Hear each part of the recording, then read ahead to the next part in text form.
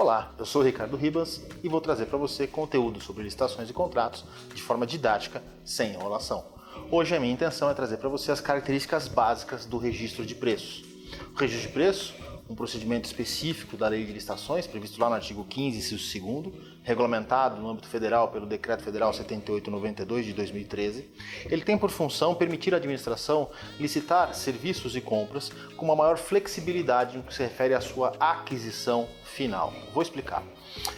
Numa licitação comum, se você participa da licitação e assina um contrato, a administração se encontra obrigada, sem as exceções possíveis na lei, ela se encontra obrigada a consumir, a contratar, a executar a integralidade daquele contrato. Óbvio, temos as exceções como o artigo 65, redução de quantitativos, mas se nada disso for feito, ela é obrigada a consumir o quantitativo integral. No registro de preços, o legislador trouxe uma flexibilização dessa obrigação de consumo. Como é que funciona? Sim, basicamente, a administração diz pelo edital: olha, mercado técnico, mercado interessado, eu tenho interesse de comprar X caixas de um determinado medicamento ou contratar tantas horas de uma manutenção ou de um serviço, mas eu não quero estar obrigado a consumir a integralidade.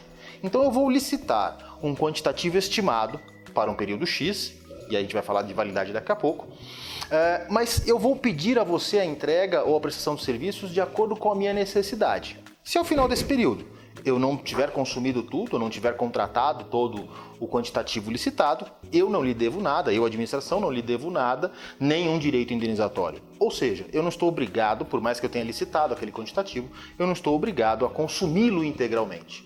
Isso serve especificamente para alguns produtos, por exemplo, com validade muito apertadas, medicamentos, né? Ou para serviços e produtos em que a administração não sabe exatamente o quanto ela vai precisar. Quanto será que uma frota da Polícia Militar vai gastar em combustível, exatamente em litros, gasolina, diesel? Dá para saber? Não. Eu tenho uma estimativa do quantitativo. Quantas horas de manutenção predial? Quantas lâmpadas eu vou trocar? Quantos remédios um hospital público vai utilizar? São quantitativos, são serviços e fornecimentos com quantitativos que variam, que demandam, que possuem uma demanda oscilante e, portanto, eu vou utilizar o registro de preços. A intenção do registro de preços é não impor à administração comprar mais do que ela precisa, contratar mais do que ela precisa, encalhar com produtos que não foram utilizados, ok? Essa é a ideia, então, do nosso registro de preços. Vamos falar das características. Bom, se eu não sei se eu vou consumir a integralidade, o próprio legislador já me permitiu não empenhar a integralidade no começo da licitação. Então, diferente das demais licitações, em que eu preciso ter reserva orçamentária para 100% do quantitativo licitado, aqui eu não terei reserva orçamentária. Eu vou fazer a minha reserva orçamentária somente quando eu pedir o fornecimento, solicitar a prestação de serviço. É o momento em que eu vou empenhar e encaminhar o empenho, então, para o meu registrado, que é equivalente ao contratado na licitação comum, para que ele então preste o serviço, forneça o seu produto. Eu tenho uma celeridade das aquisições. Por quê? Porque agora eu não preciso fazer mensalmente ou a cada período uma licitação para determinado produto ou serviço. Eu faço uma licitação com um quantitativo estimado para até 12 meses, e vou, ao longo desse período, ao longo desses 12 meses, apenas solicitando a entrega dos produtos. Ou seja, eu reduzo o quantitativo de licitações e eu acelero o meu procedimento de fornecimento, de recebimento de materiais e de alcance aos serviços dos terceirizados. Eu tenho a possibilidade também de ter outros participantes no meu registro de preços, e isso interessa especialmente para você que não fez o procedimento licitatório e a administração pública, e mais ainda para você empresário. Por quê? Porque a legislação do registro de preços permite a figura do aderente, mais conhecido popularmente como carona, em que, embora existam decisões jurisprudenciais de tribunais de contas regionais que vejam com certa restrição a presença do carona e criem, inclusive, existem inclusive certas decisões judiciais e jurisprudenciais no sentido da não aplicação, hoje, até por conta da legislação mais atual, inclusive o decreto federal que regulamenta o registro de preço, é amplamente divulgada a possibilidade do carona, do aderente. E o que é o carona ou aderente? É um órgão público que não participou da licitação, que precisa daquele serviço, que precisa daquele fornecimento e que constatou, pesquisa de mercado, atenção, que constatou que na sua região o preço daquele serviço é mais caro do que o preço daquela licitação que foi realizada por um outro órgão. E vejam, este outro órgão não precisa estar na mesma cidade, não precisa ser da mesma identidade, municipal com municipal, estadual com federal, enfim, não há uma limitação. A única, e aí para a gente deixar esse vídeo bem completo, a única limitação que hoje há, expressamente no decreto federal, é que órgãos federais só podem aderir a atas federais. As outras entidades vão depender aí das suas regulamentações municipais e estaduais, mas em princípio a única restrição global que nós temos é essa. O órgão federal só adere à ata federal. Mas o que é essa adesão? Bom, eu falei que o órgão A fez a licitação e chegou num valor, vamos imaginar, da caixa de remédio a R$100.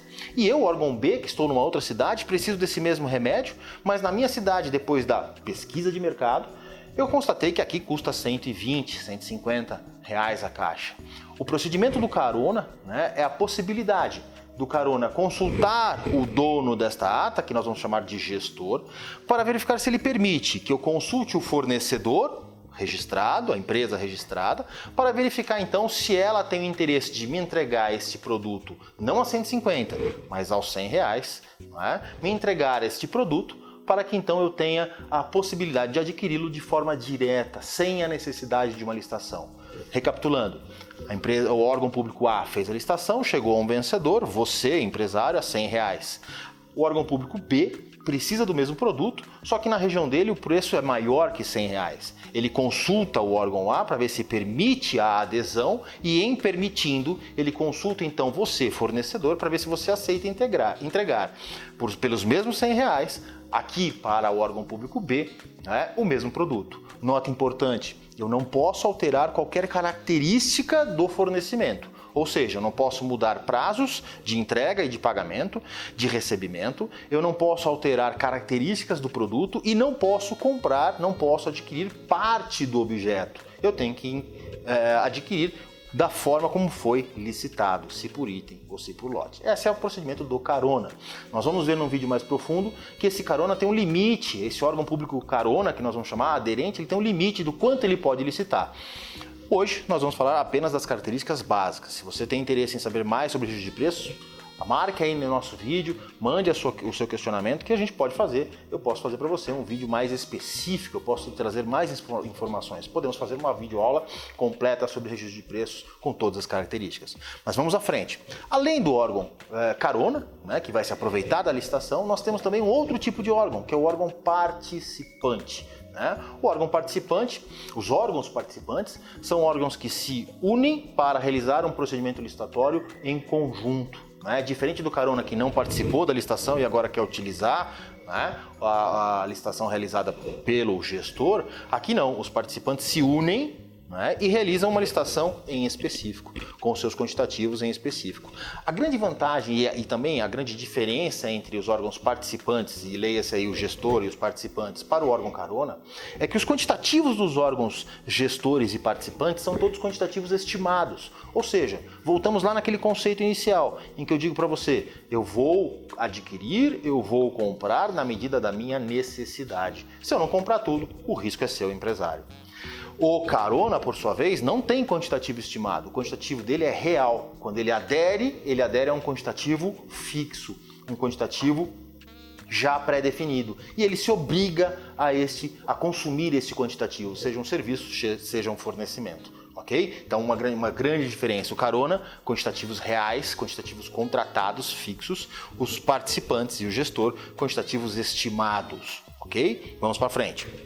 Além disso, o meu procedimento do registro de preços, ele só pode ser instituído por uma concorrência ou por um pregão. Então vejam que eu não fugi das modalidades de licitação. O que eu tenho é uma concorrência ou um pregão, seja presencial ou eletrônico, em que, diferentemente de dizer para você, eu quero comprar 1000 caixas de um determinado produto, 1000 horas de determinado serviço, eu vou dizer, eu tenho a intenção de consumir até 1000 caixas, até 1000 horas. É isso que caracteriza o registro de preços. Então nós vamos ter que formalizá-lo sempre por uma concorrência ou por um pregão.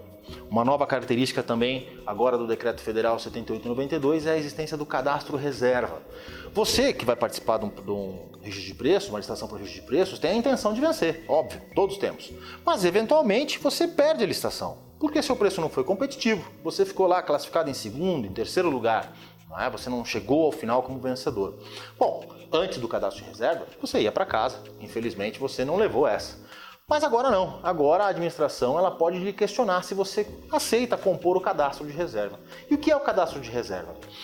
O cadastro de reserva vai formalizar que você aceita, então nós vamos pôr isso em ata, que você aceita fornecer para a administração se o vencedor não fornecer. Se por algum motivo ele não fornecer. E podem ser os mais variados motivos. Pode ser que ele tenha falido, pode ser que o produto que ele tenha cotado tenha saído de linha, pode ser que ele tenha se recusado, né? Pode ser uma questão de desequilíbrio, daqui a pouco a gente fala sobre isso, né? Mas se ele por algum motivo se recusar a fornecer ou prestar o serviço enquanto registrado em primeiro lugar, vencedor da licitação, você, se aceitar compor o cadastro de reserva, vai ser chamado, não é, para substituí-lo.